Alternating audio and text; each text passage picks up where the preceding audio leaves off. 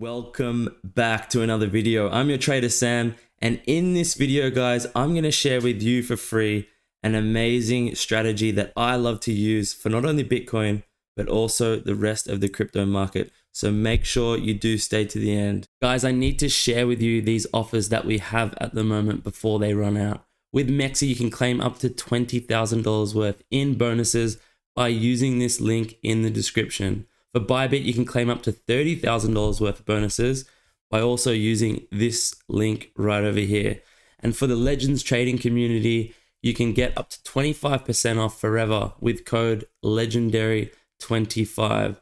So guys, make sure you really take advantage of these while they last because they won't be around forever. But before we get into this guys, please remember, I am not a financial advisor. Anything I say in this video is for educational purposes. And you know what time it is, guys. If you're finding value in any way, shape, or form from these videos, then smash that like button, smash the subscribe button, guys, for the algorithm. Let's build this channel together. Guys, I highly recommend that you do scroll through the previous videos that I've made because I've done some really nice strategies. And these strategies work not only on Bitcoin, but other cryptos as well. They also work for Forex and stocks. So make sure you scroll through. There is a lot of strategies that I've given away.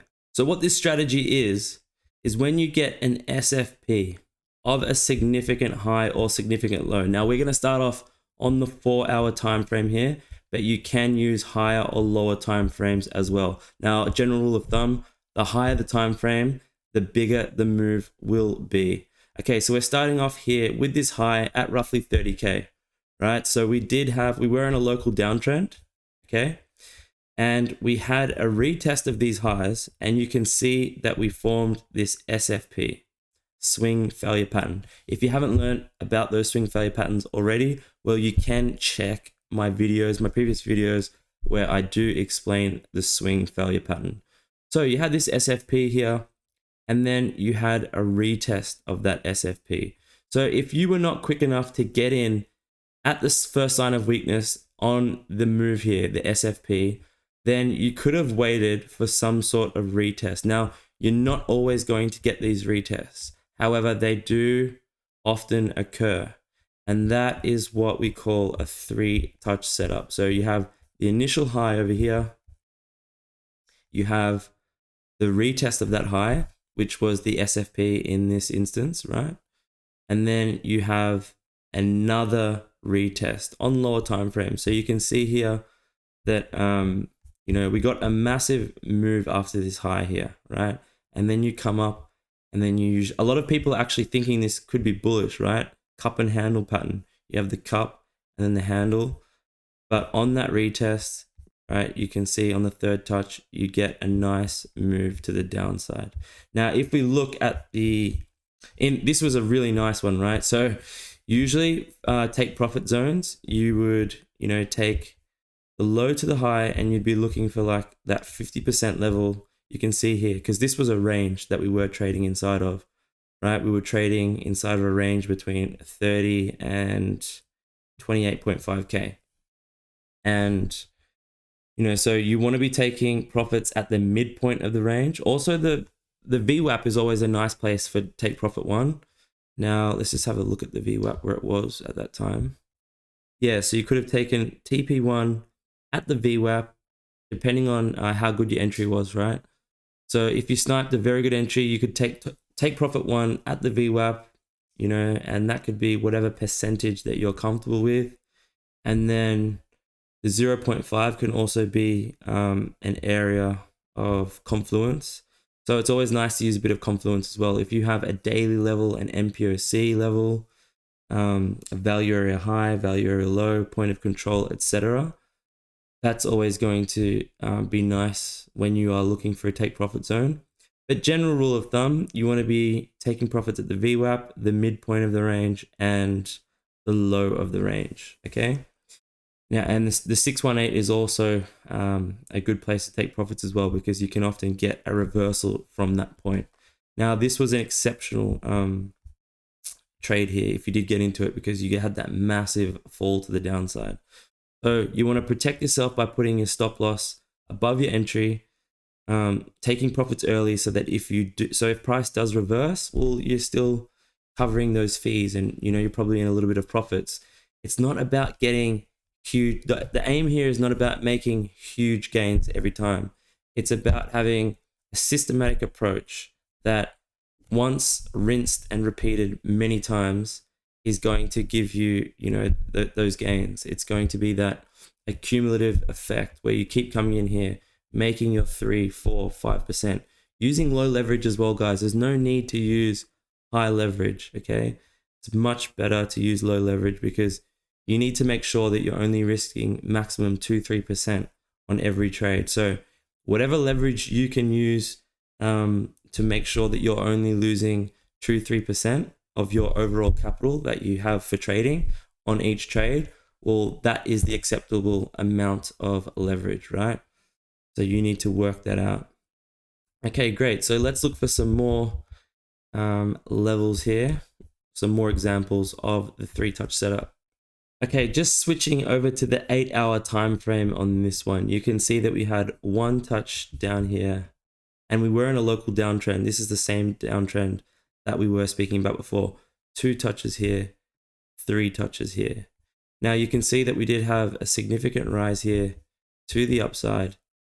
So from that low, it was about a 4% move to the upside, and then we came down. Now the beauty of this one was if you had your stop loss beneath this low here. So let's just say that you took profits along the way. At the VWAP you took 25%. At the top of the range you took 50%, and maybe in the middle of the range you took a bit of percentage as well. But we also encourage you guys, we talk about this a lot within our Legends Discord trading community. We encourage you to leave just a small percentage open for catching those breakouts. Right now, in this instance, it failed to break above the highs. You can see here, it tested the highs here. So this would have been a great place to take profits as well. And then, it obviously broke to the downside. So you would have just got stopped out for a very small percentage because you would have taken most of your profits off the table here anyway, because you did manage to claim the highs. So you would have had about 3 take profits here. Rewind now back to the short position that we were speaking about. So if you had have kept, 10, 15, 20% open, just in case you get that massive breakout, well, that would have given you some massive gains for that swing trade. So we always encourage you guys to leave a small percent open, and that's for trying to catch those swing trades, guys, because you can't just snipe an entry and expect it to be a swing trade, because as you can see, it takes such a long time for the price to really explode out and then form a new trading range on high time frames.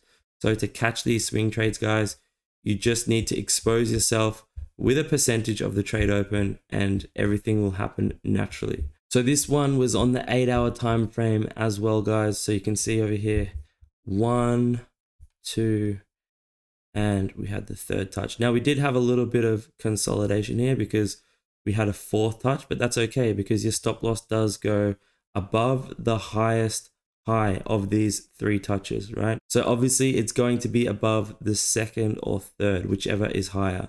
So you had your stop loss up here, position was protected, and on that 4th touch here, you got a massive drop to the downside. But as always, guys, we would have been treating this as a range, taking profits along the way. We couldn't have been just expecting this breakdown to happen.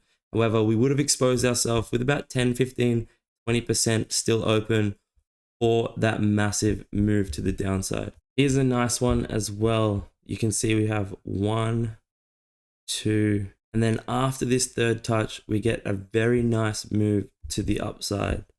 So we would have been taking profits here at the VWAP, at the midpoint of the range or the 618, and then at the highs, keeping a partial amount of the position open for that further rise to the upside where we did have this breakout. So here is another one right over here, also on the 8-hourly. You can see that we do have these 3 touches here, then a very nice rise to the upside.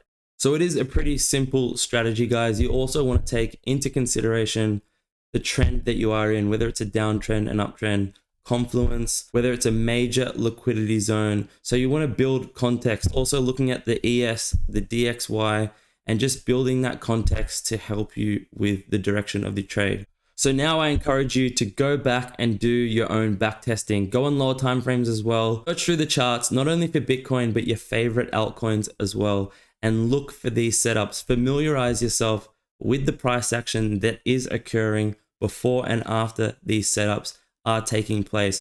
So the next time one of these setups presents itself to you, you'll be ready and you'll know what to do.